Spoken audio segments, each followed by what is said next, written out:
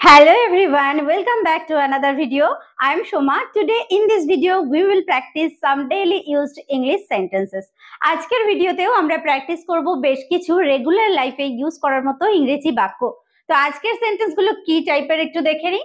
দেখো, সে আমাদের নিকট হইতে দূরে দূরে থাকে। তুমি এত জোরে জোরে কথা বলো কেন? সে আমার দিকে ফ্যাল ফ্যাল করিয়া চাহিয়া রহিল। তাহার কথা শুনিয়া ভয়ে আমার বুক দুরু দুরু করিতে লাগিল। তো সেন্টেন্স গুলোতে খেয়াল করো, প্রত্যেকটা ক্ষেত্রে একই শব্দ রিপিটেশন হচ্ছে, বারবার বলা হচ্ছে। দেখো, দূরে দূরে, জোরে জোরে, ফ্যাল ফ্যাল, দুরু দুরু, কল কল, ডুবু ডুবু, দর দর, গুনগুন। তো এখানে এই যে শব্দগুলো দেখেই আমরা তখন ভয় পেয়ে যাব যে এই সেন্টেন্স গুলো আবার কিভাবে বলবো। ভেরি সিম্পল, প্রত্যেকটা সেন্টেন্সই আলাদা টাইপের, কোনো এখানে স্পেসিফিক রুল নেই যে এই শব্দটাই ব্যবহার করতে হবে, যেহেতু প্রত্যেকটা শব্দের মিনিং কিন্তু আলাদা আলাদা। তো আমরা প্রত্যেকটা সেন্টেন্স আমরা বাংলা থেকে ইংরেজিতে করব এবং সঙ্গে যে কেন এই জায়গাটা হচ্ছে বা ওই যেটা রিপিটেশন হচ্ছে শব্দটা, তার জন্য আমরা কি ব্যবহার করব প্রত্যেকটাই আলোচনা করব। তো without wasting any time, let's get started. সে আমাদের নিকট হইতে দূরে দূরে থাকে, তার মানে সে আমাদের কাছ থেকে একটু দূরে দূরে থাকে। তাহলে সে থাকে বা নিজেকে রাখে, তাই না? তাহলে এখানে আমরা বলবো he keeps, keeps, rather, aloof. দেখো, অ্যালুফ মানে কি? দূরে থাকা। এই রাদার অ্যালুফটা আমরা ব্যবহার করব দূরে দূরে কথাটার জন্য। কি ব্যবহার করব?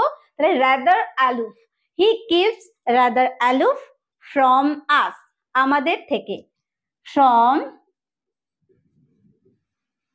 আস।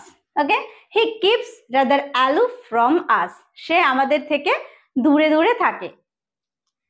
তুমি এত জোরে জোরে কথা বলো কেন?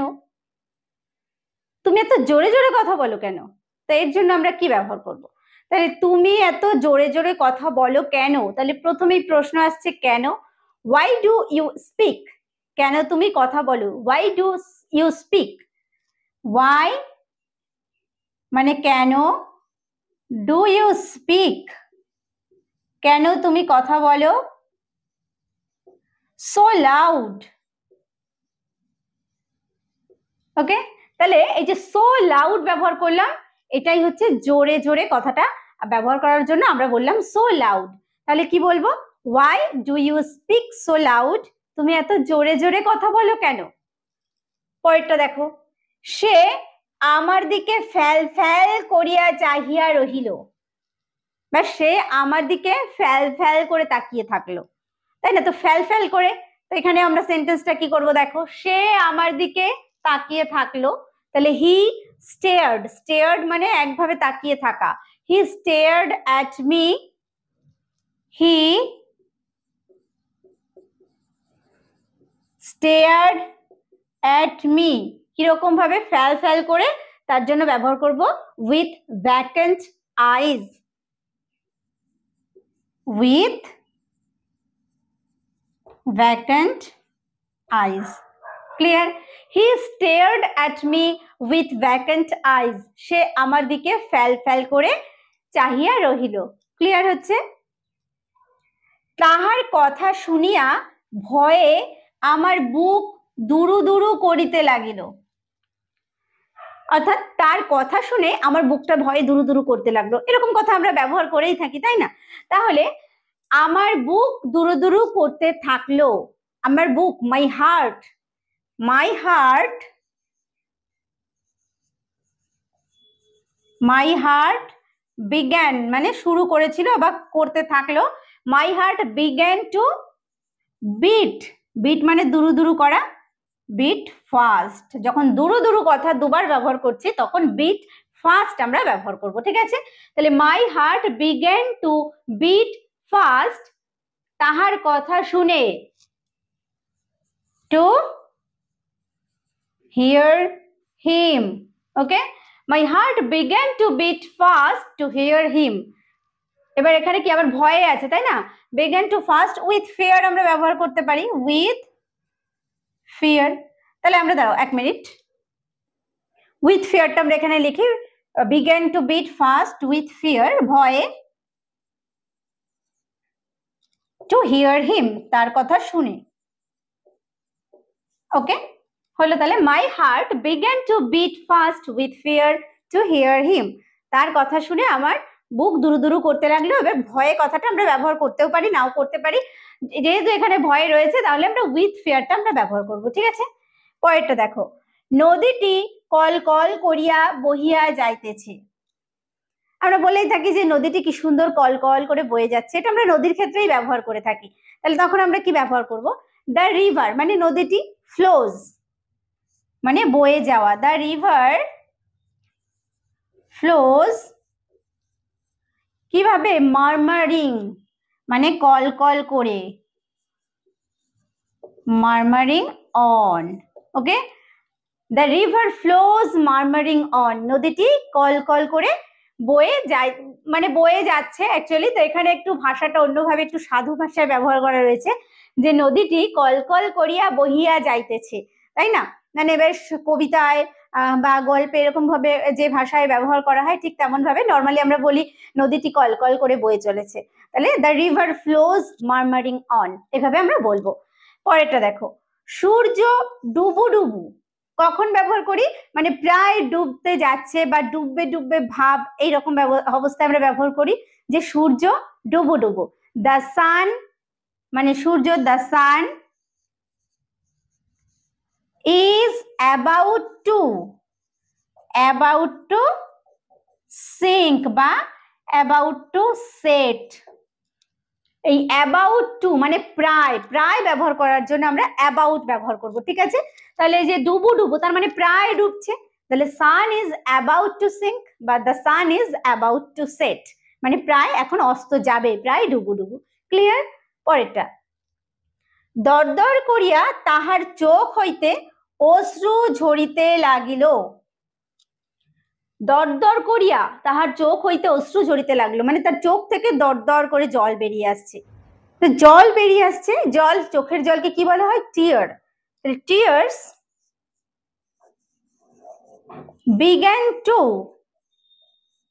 began to trickle down। trickle down হচ্ছে এই যে দরদর করে, began to trickle down মানে দরদর করে পড়ছে, trickle down her cheeks। ওকে, তাহলে tears began to trickle down her cheeks মানে এইভাবে যে গাল দিয়ে এরকম ভাবে বয়ে পড়ে না, সেটাকে বলা হয় চোখ থেকে দরদর করে জল বেরিয়ে আসছে, সেই জন্য আমরা এটা ব্যবহার করব trickle down her cheeks, তার চোখ থেকে এই যে দরদর করে অশ্রু ঝরিতে লাগিল। বালিকাটিকে প্রায় গুনগুন করিয়া গান গাহিতে শোনা যায়, অর্থাৎ মেয়েটিকে প্রায়ই শোনা যায় সে গুনগুন করে গান করছে। তাহলে বালিকাটিকে প্রায়ই গুনগুন করিয়া গান গাহিতে শোনা যায়। দ্য গার্ল ইজ, মেয়েটি, the girl is often hard. Often hard হচ্ছে প্রায়ই শোনা যায়, কি করতে? The girl is often heard to hum a tune. Two হাম মানে গুনগুন করা, টু হাম আ টিউন মানে কোনো গান গুনগুন করা, সেটাকে বলা হচ্ছে to hum a tune to herself. Okay, the girl is often heard to hum a tune to herself. দেখো, ভালোই ভালোই কাজটি করো নতুবা শাস্তি পাবে। আমরা বলে থাকি না ভালোই ভালোই কিন্তু কাজটি করো, তো ভালোই ভালোই কাজটি করো অর্থাৎ দুবার আমরা ভালোই ভালোই ব্যবহার করছি, তাই না? তাহলে কি বলবো? কাজটি করো, do the work. Do the work কিভাবে? কোয়াইটলি। ভালোই ভালোই এই কথাটার জন্য আমরা ব্যবহার করব quietly. Do the work quietly, নতুবা or you will be punished। You will be punished। Do the work quietly or you will be punished। ভালোই ভালোই কাজটি করো নতুবা শাস্তি পাবে। পরেরটা দেখো, গাছের ডালটি মরমর করিয়া ভাঙিয়া পড়িল। তাহলে এখানে মরমর, তাই না? তাহলে গাছের ডালটি, the branch of the tree, branch মানে হচ্ছে গাছের ডাল, তো the branch of the tree, the branch of the tree ভেঙে পড়া, গেভ ওয়ে, গেভ ওয়ে ভেঙে পড়া কি হিসেবে? মরমর করে, উইথ এ ক্র্যাশ, ক্র্যাশ মানে মরমর করে, উইথ এ ক্র্যাশ। তাহলে the branch of the tree gave way with a crash, গাছের ডালটা মরমর করে ভেঙে পড়লো। তাহলে বোঝা গেল যে কোথায় আমরা মরমর করে ব্যবহার করব, মানে ক্র্যাশ ব্যবহার করব, যখন বাংলায় মরমর করে থাকবে, তাই না? এরপরে দেখো, ঘরের মধ্যে একটি তেলের বাতি টিম টিম করিয়া জ্বলিতেছে। একটি তেলের বাতি, an oil lamp, an oil lamp, একটি তেলের বাতি, is burning, জ্বলিতেছে। কিরকম ভাবে জ্বলছে? টিম টিম করে, তার জন্য ব্যবহার করব ডিমলি, মানে ক্ষীণ ভাবে বা টিম টিম করে, ডিমলি। কোথায়? ইন দ্য রুম, ঘরের ভিতরে, in the room. Clear? an oil lamp is burning dimly in the room, একটা তেলের বাতি ঘরের মধ্যে টিম টিম করে জ্বলছে। তোমার কষ্টের কথা শুনিয়া তাহার চোখ ছল ছল করিয়া উঠিল। তোমার কষ্টের কথা শুনে তার চোখ ছল ছল করে উঠল। তাহলে তোমার কষ্টের কথা শুনে বা তোমার কষ্টের কথা শুনিয়া, hearing of your suffering, hearing মানে হচ্ছে শুনে, হিয়ারিং অফ ইয়োর মানে তোমার, সাফারিং মানে কষ্টের কথা, hearing of your suffering, his eyes তার চোখ, বিকেম হয়েছিল কি? ময়েস্ট, ময়েস্ট মানে হচ্ছে ছল ছল করা, উইথ টিয়ার্স মানে চোখের জলে যে ছল ছল করা, সেটার জন্য আমরা ব্যবহার করব moist with tears. ওকে, তাহলে hearing of your suffering his eyes became moist with tears, তোমার দুঃখের কথা বা কষ্টের কথা শুনে তার চোখ ছল ছল করে উঠল। রোগীটিকে মরমর অবস্থায় দেখিলাম, মানে রোগীটিকে যখন দেখলাম সে প্রায় মরে গেছে, তাই না? তাহলে রোগীটিকে মরমর অবস্থায় দেখলাম। I saw the patient, প্রায় যখন হয়, প্রায় মরমর অবস্থায়, ডুবু ডুবু অবস্থায়, তখন আমরা কি ব্যবহার করবো? একটা অ্যাবাউট। তাহলে অ্যাবাউট টু ডাই মানে প্রায় মারা যাচ্ছে বা মরমর অবস্থায়। তাহলে I saw the patient about to die, about to die.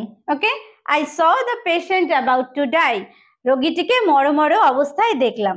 এইবার দেখো বেশ কয়েকটা ওয়ার্ড আমি এখানে লিখেছি, এগুলোর ইংরেজি কি হবে? দেখো, ধবধবে সাদা, আমরা বলি না যে একদম ধবধবে সাদা, তাহলে ধবধবে সাদা হচ্ছে ক্লিন হোয়াইট, ক্লিন হোয়াইট। ওকে, ধবধবে সাদা, ক্লিন হোয়াইট। টকটকে লাল, ব্রাইট রেড, ব্রাইট রেড। ওকে, টকটকে লাল, ব্রাইট রেড। মিশমিশে কালো, মিশমিশে কালো, পিচ ডার্ক, পিচ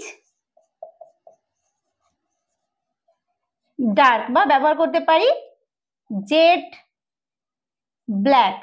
ওকে, কনকনে শীত, বাইটিং কোল্ড, বাইটিং কোল্ড, কনকনে শীত। খড়খড়ে বাতাস, ড্রাই এয়ার,